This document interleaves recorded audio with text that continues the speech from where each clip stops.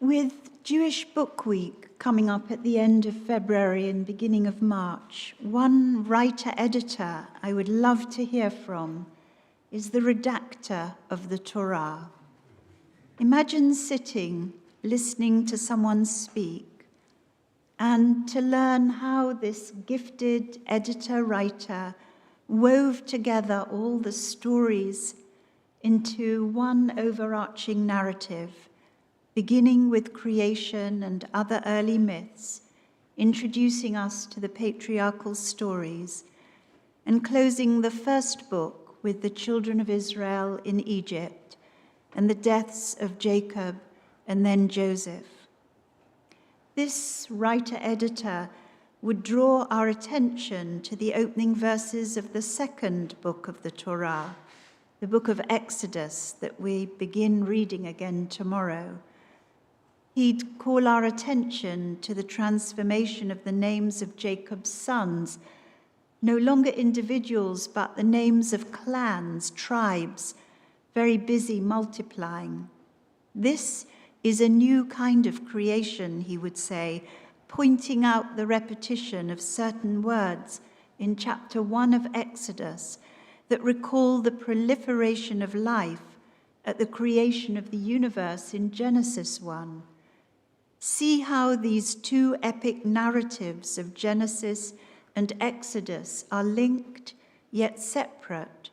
The first verses of Exodus serving as an epilogue to Genesis, taking a backward glance to the family of Jacob, who numbered 70 when they came down to Egypt, and now at the beginning of Exodus, so numerous that the land is filled with them.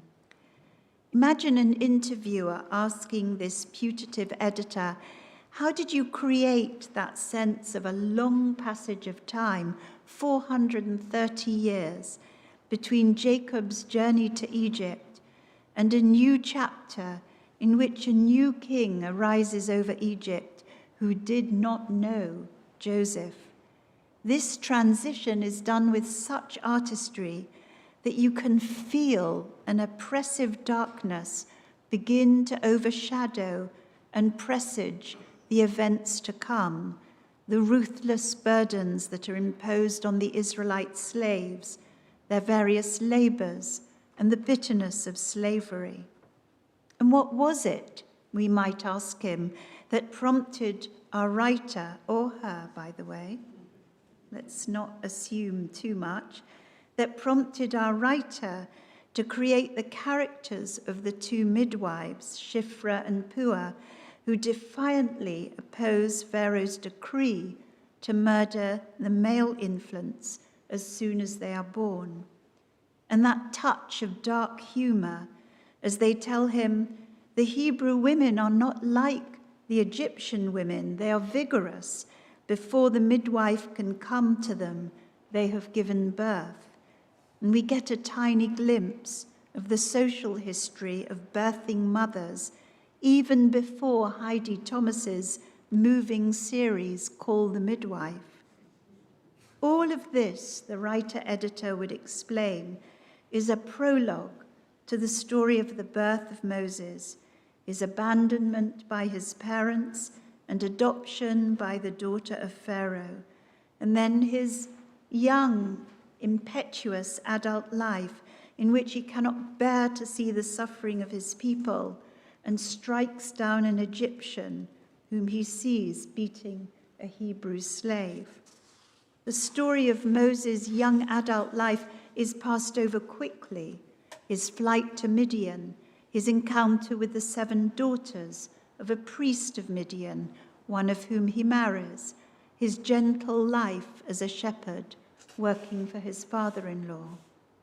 The climax of this parashah is the burning bush and God's commission to Moses to return to Pharaoh and free the Israelites from Egypt. This story is so extraordinary, a humble shepherd who initially refuses the call from a God who calls himself Ehyeh Asher Ehyeh, I am who I am. But I want to pass over this story because this is the parasha, the bit that Igor's going to be reading tomorrow.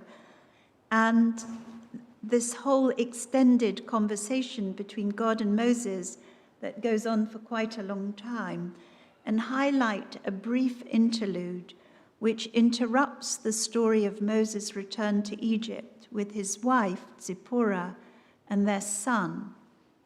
This interlude is composed of a mere 3 verses, and yet this episode is one of the most mysterious in the whole of the Torah. And this is how it goes. At a night encampment on the way back to Egypt, the Eternal One encountered him and sought to kill him. So Zipporah took a flint and cut off her son's foreskin and touched his legs with it, saying, "You are truly a bridegroom of blood to me." And when God let him alone, she added, "A bridegroom of blood because of the circumcision." We don't know who those hymns are. I deliberately have left it unclear, and the translation in the Hebrew is very unclear. So here are 3 troubling and bewildering verses portraying a dangerous moment when life is threatened before the descent into Egypt. What is happening here?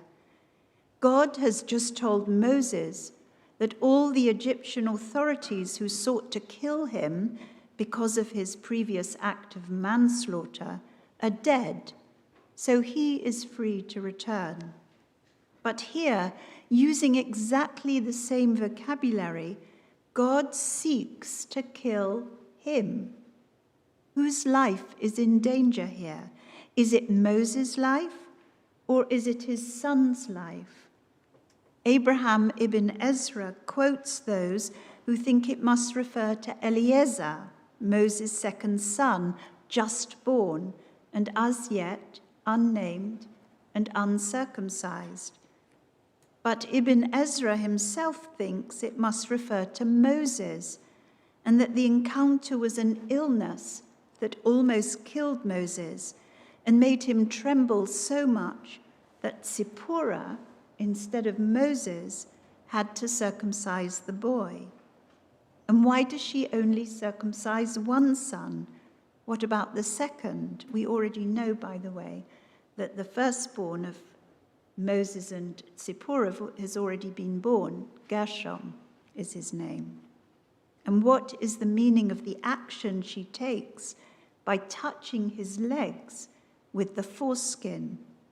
And what should we understand by the phrase, Chatan Damim, a bridegroom of blood? Robert Alter claims this is the most enigmatic episode in all of Exodus and difficult to resolve. He sees it as a starkly archaic story.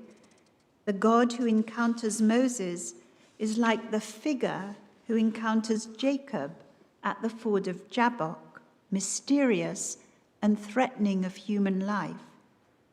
Traditional Jewish commentators understand it as a moment of correction. Moses has neglected the commandment of circumcising his sons, and that is why God threatens his life. But why doesn't the text refer to sons? Why only one son? Contemporary scholars, including Alter, see the act as a way of warding off what they call the hostility of a dangerous deity by offering him a bloody scrap of the son's flesh, not a complete human sacrifice, but a symbolic expression of atonement. The mother, Zipporah, atones for the father's neglect of the son, or perhaps more appropriately, as Alter suggests, the plural form of damim, which generally means bloodshed or violence, refers to the blood guilt that Moses bears for the involuntary act of manslaughter he has committed in Egypt. The circumcision, then, is like a sacrificial act, atoning for Moses' sin. Is it Moses' feet which are touched by the bloody foreskin, or the boy's feet, or even God's? Some claim that feet here is a euphemism for the genitals, and therefore most likely this refers to Moses. All this, says Alter, leaves us in a dark thicket of bewildering possibilities, but it is strikingly apt as an introduction to the Exodus narrative, thinking about the themes that are encapsulated in these 3 verses. Night, it happens at night, blood is shed, circumcision, and death. These are all significant themes that are going to become apparent once the Exodus gets underway, with the plague of the river Nile turning to blood, the blood daubed on the doorposts of the Israelites' houses, the death of the firstborn, the hurried departure from Egypt in the middle of the night, and the reminder that all who eat the Pesach offering must be circumcised. So what is this fragment from an ancient story inserted into the narrative of the Exodus from Egypt really about, and will we ever know? These 3 verses raise more questions than answers, but they reveal the dangers of overthrowing an oppressive regime that are going to reach right into the lives of individuals. And I think they reveal as well, together with these early chapters of Exodus, which I referred to, where women play such a significant role in laying the ground for the Exodus from Egypt, that our writer-editor, at this point at least, must have been a woman, determined to chart the accomplishments of other women who had played their part in freeing the Israelites from Egypt.